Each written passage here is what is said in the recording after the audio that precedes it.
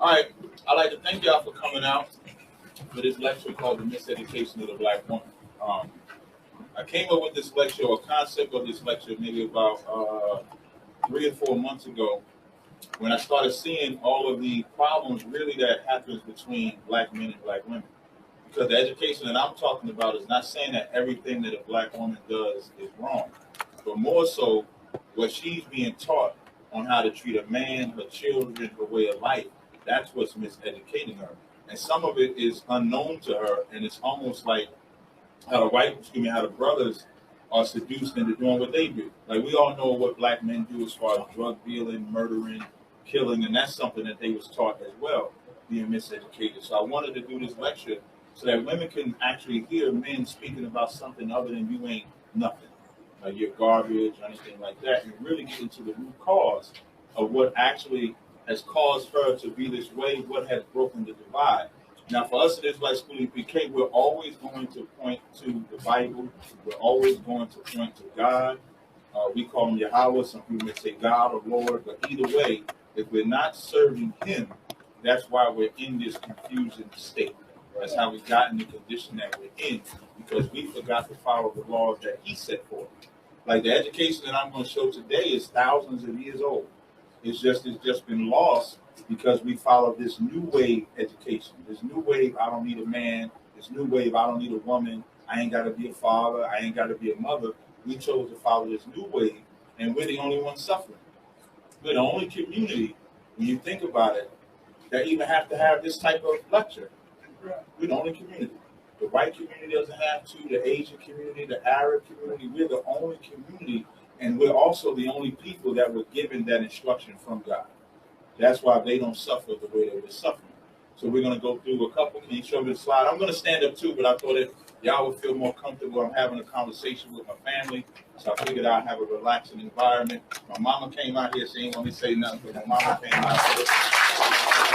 I said I ain't going to talk about it too much, but she's an inspiration to why I did this lecture as well, because she taught me how to forgive my father. She taught me a lot. You know what I mean? If she didn't have to, she could have been like everybody else that have been miseducated. So I'm dedicated to her as well. So now here, this is Genesis, and remember, I said I was going to give like a timeline of history. So some of this stuff I have to teach. Now everybody's not on the level that some are biblically. So this is Genesis, the 3rd chapter.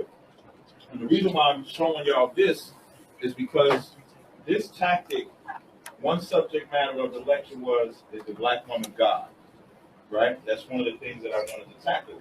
And I wanted to educate people to show that that concept of making a woman God is not a new concept. Now, some people may say it's an African culture to call black women gods. But if you're going to accept the African culture of calling black women gods, then you would have to accept the culture where they would sew a baby's clitoris up. That's what they do to young black girls. You would have to also consort with the way that they treat their women and so forth like that. So in Genesis 3:1, it says, now the serpent was more subtle than any beast of the field which the Most High God had made. Now a lot of Christians teach that this was a literal snake, but this was not a snake. If you know anything about black people, which is what the Bible was written by black people, you know that we put names on people. So if you run fast, we call you speed. We might call you big or tall or short. We give you an attribute. We call people that tell on you, what do we call them? We call them rats, or we call them pigs. Not that they're an actual rat or a pig, but it's just the characteristic that carries. So when it says he was more subtle than any beast of the field, meaning this man, which is what there was, he was more slick. He was more diverse. What did the Native Indians call the white man in America? They said he was pale-faced, speak with a forked tongue. Meaning he say one thing, but then he would do another. So that's what it's talking about when it talks about the serpent. So he says to the woman. Now, why does the white man today go to the woman first instead of the man? In Luke 3:38, I don't know if you put it in here or not. In Luke 3:38, no, not 3:38. Luke the 3rd chapter says, no man enter into a strong man's house unless he first bind up the strong man. So what has happened in America, what has happened since the garden, is that they strategically will go to the woman to seduce her first, or they'll strategically destroy the man to totally remove him out the house to make the woman more susceptible to whatever destruction he's going to bring to the people. So now, he says unto the woman, "Have God said, you shall eat of every tree of the garden?" And the woman said to the serpent, "We may eat of the trees of the garden, but the fruit of the tree which is in the midst of the garden, God said, you shall not eat of it, neither shall you touch it, lest ye die." When it's talking about the trees and the fruits in here, if we're reading a book, right? If you're reading a book today, what do you call that book when you're taking in the information?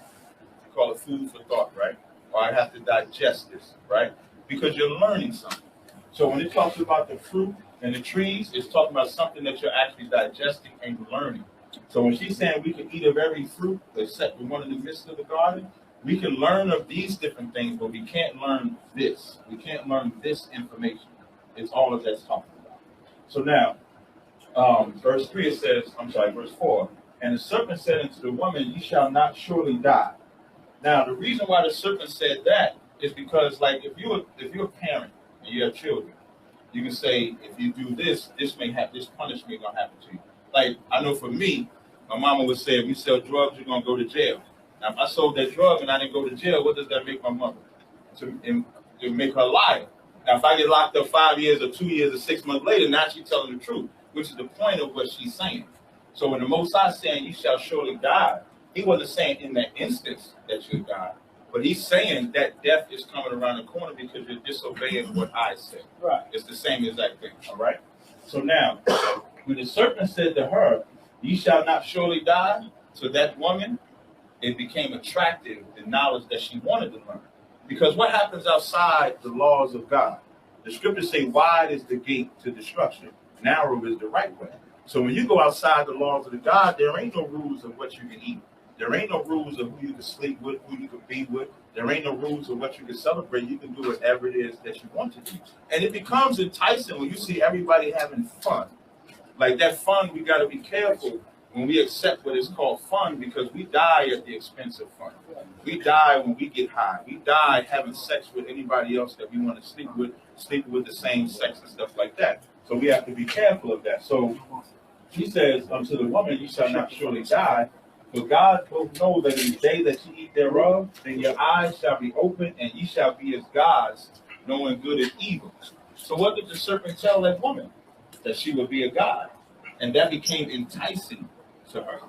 So now why is that relevant today? Because all they push to black women is what? That you are a god. And what I find interesting about today's concept of the black woman as God, the minute they say a black woman is God, she's naked. Y'all notice that? Does anybody, maybe I don't see the conscious community like y'all, but every time I hear them say the black woman is a god, her clothes got to immediately come off. That's right. And that's a learned behavior, which we're going to show. Can you give me the next slide, Pastor John? Now, them trees and gardens, in Isaiah 30:1, it says, "Woe to the rebellious children that saith to the Lord, take counsel, but not of me." The reason why we're in this condition is because the Lord gave us counsel since before the garden, since Adam. And we've been breaking those laws since Adam. And that's why it says they take counsel, but not of me. And they take a covering, but not of my spirit, that they may add sin to sin. Why do you think we're number one in abortion? Why do you think we're number one in the divorce rates, single parent homes, drug use, alcohol use, AIDS counsel? Because we took a counseling, but not of the Lord's spirit. If you take abortion, which I'll speak about later, in 1973, before the white man legalized it, you couldn't get black women to abort their babies, not in an alarming rate. You can find stories from back in the 1900s and stuff when the white doctors would have to tell black women or try to convince black women to not have the baby. Even if a young black child got pregnant, they would send it down south somewhere, but they would not kill the baby. They would keep the baby alive. But today, you abort your baby. And that's why that's the number one killer of black people. Right. Because we took counsel, but not of the Most High.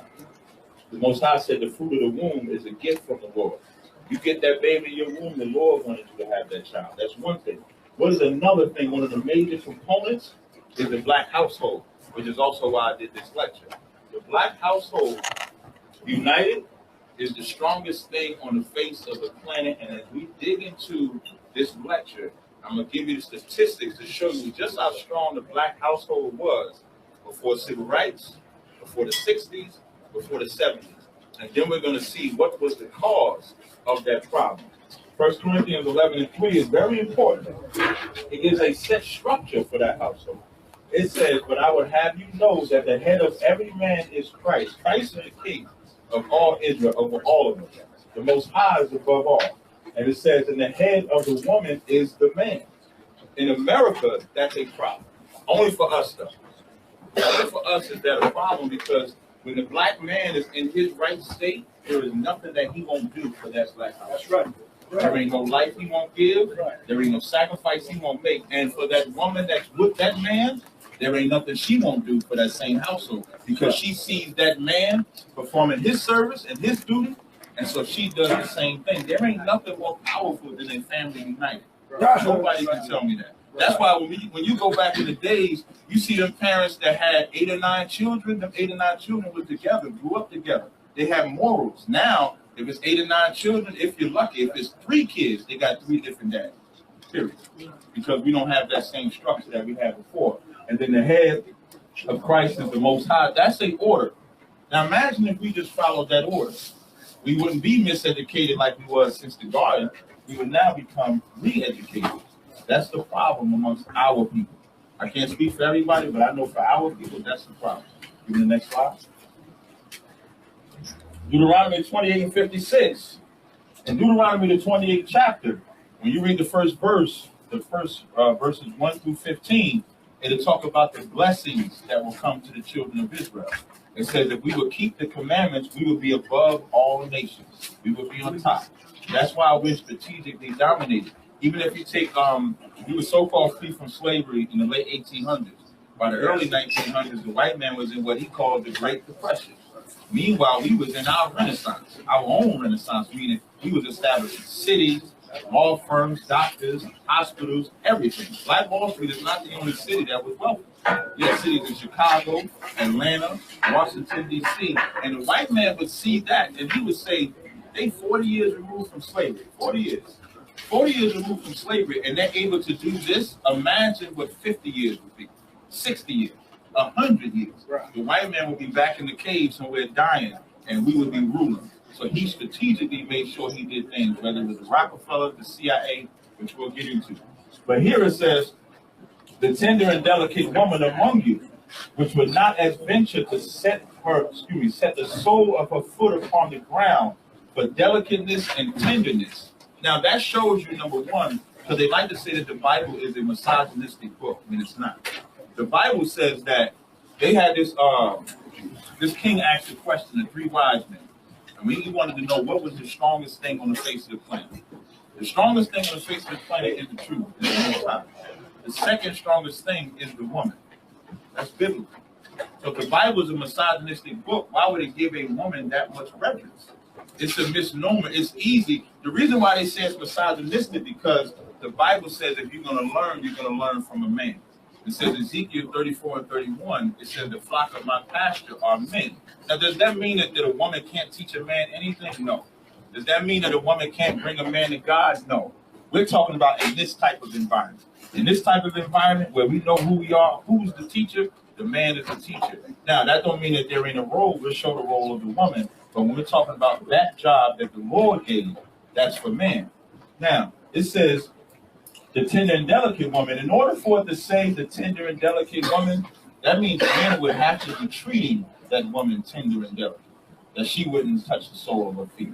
But because we chose to break the commandments, it says her eyes shall be evil toward the husband of her bosom, and toward her son, and toward her daughter. Does that not fit black women today? Right. Now, this ain't about, sometimes I know a lot of people when they hear us talking, they can't understand if we're talking badly.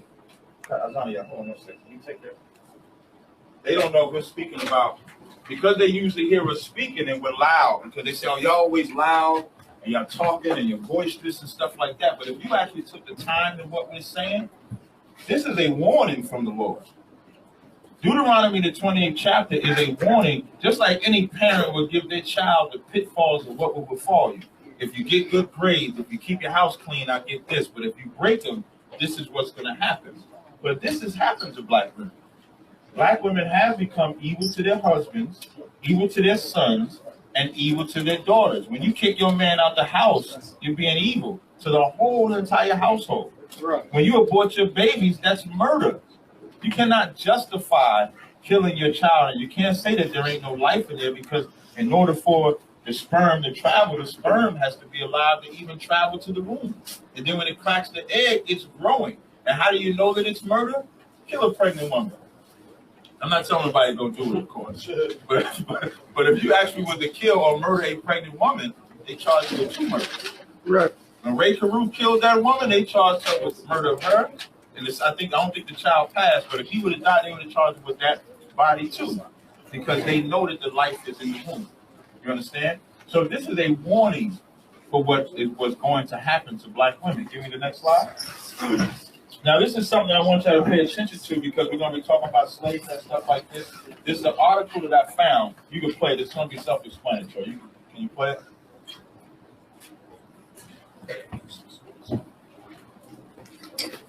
There you go. It's playing.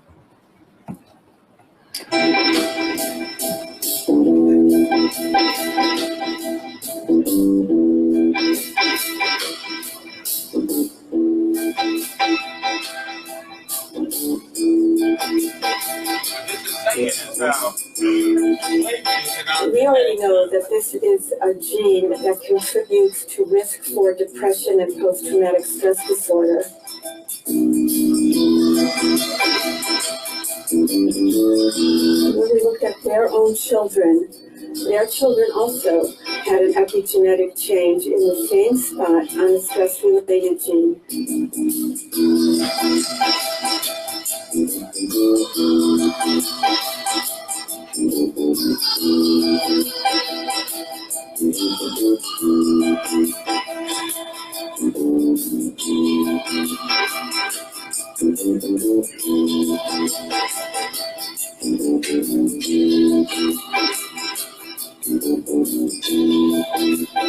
We're talking about multiple traumas for hundreds of years. Not only are you traumatized directly, you've seen your friends, your cousins, and everyone in your environment being beaten, sold away from family, raped, mutilated.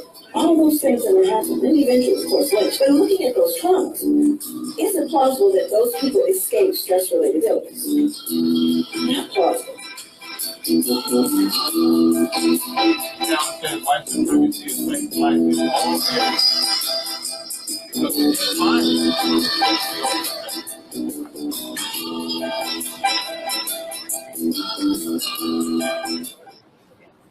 next slide.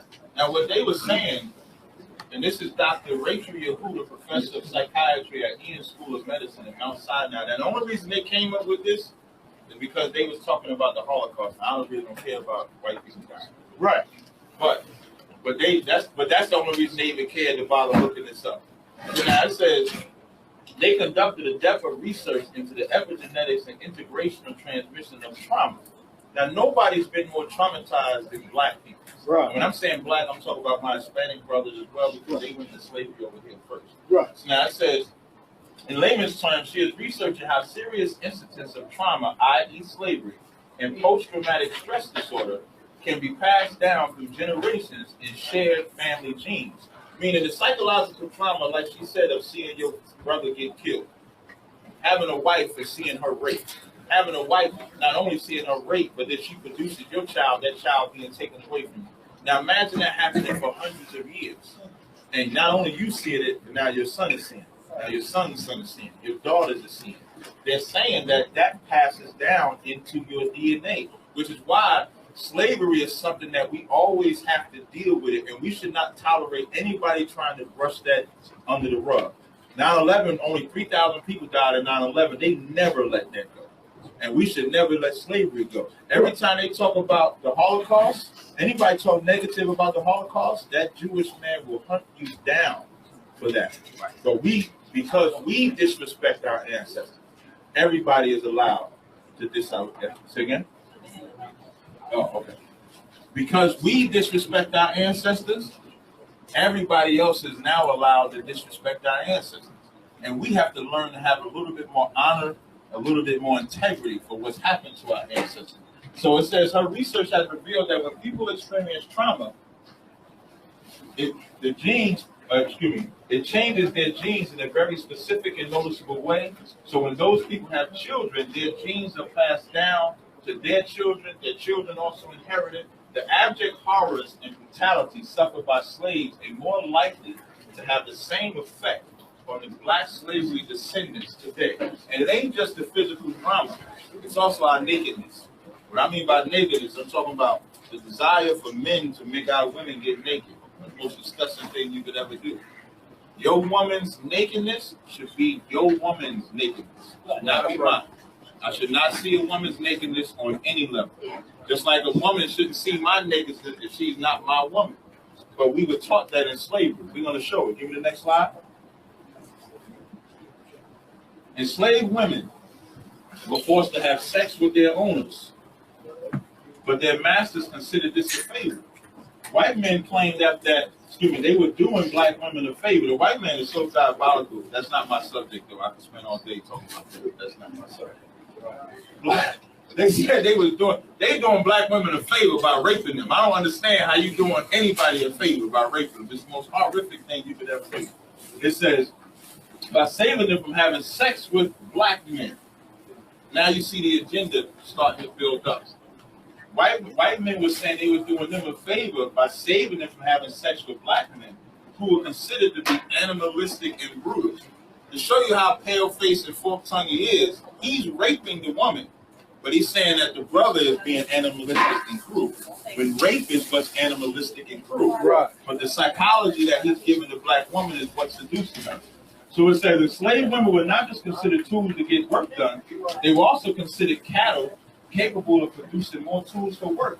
The black man's struggle was hard.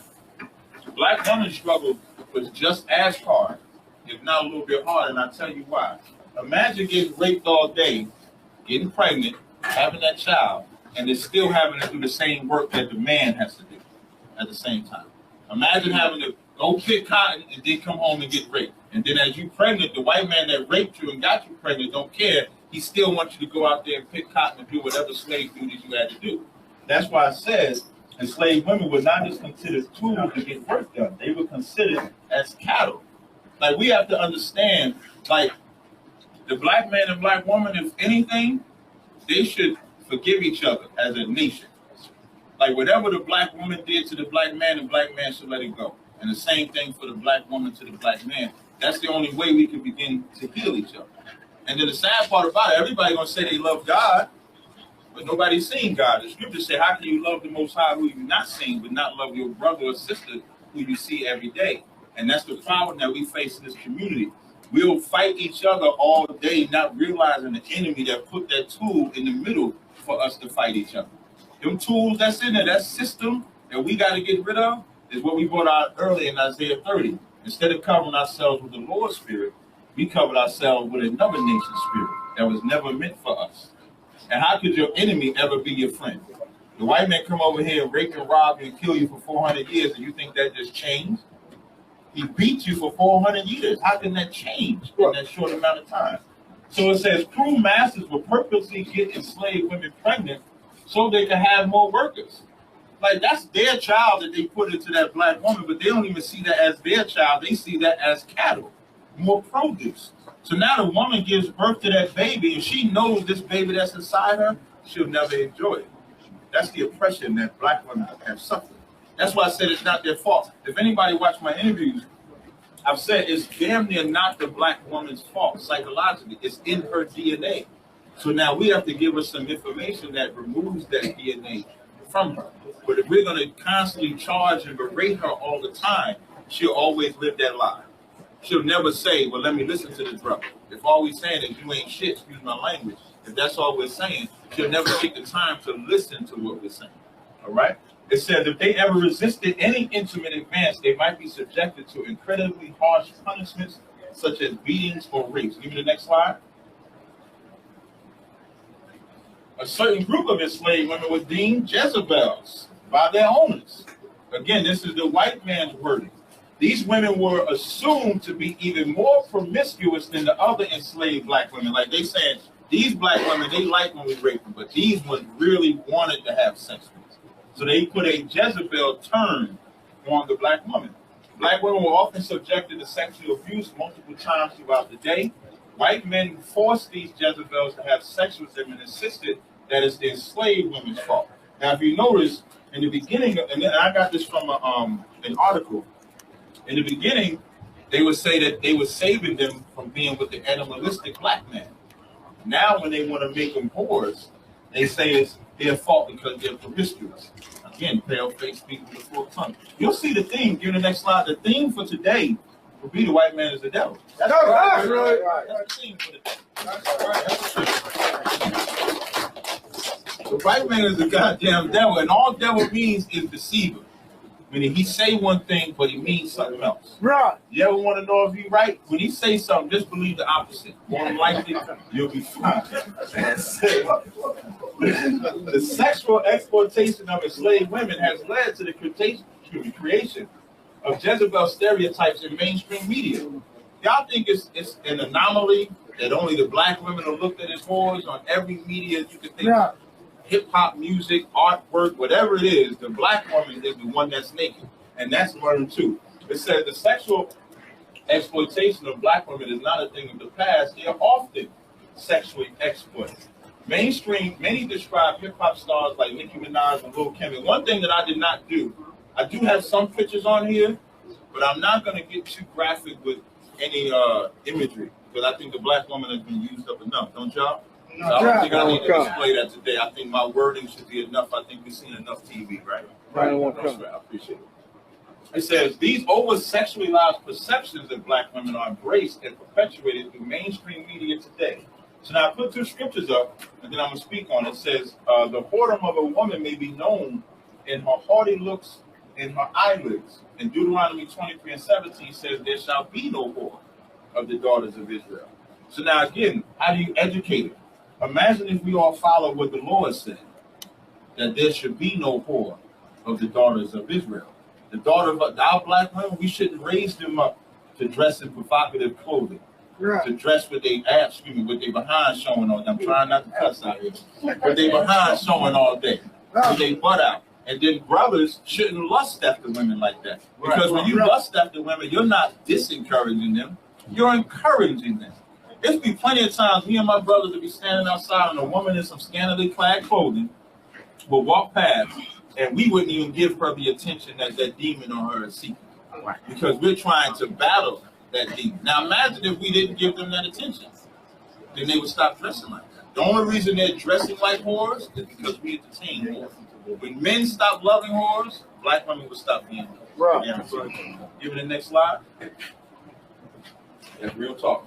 Now, after when you look at that, this is Sarah Bartman. Now, I didn't want to get her actual image. This is a play drawing. This is Sarah Bartman, one of the first black women that they put on a showpiece as a slave auction. And what are they showing her naked? Now, this is just the artwork of it, but they literally had her up there. And then when you look at it now, this is Nicki Minaj this month. And what do they have her? Naked as well. This white woman, because Amber Rose is not black. All y'all want to like Amber Rose, that's a devil. Right. And the devil created strippers have feelings too. To encourage black women to be strippers. This is what slavery taught us. And we accept it because it's in our DNA and we think we're not better than that.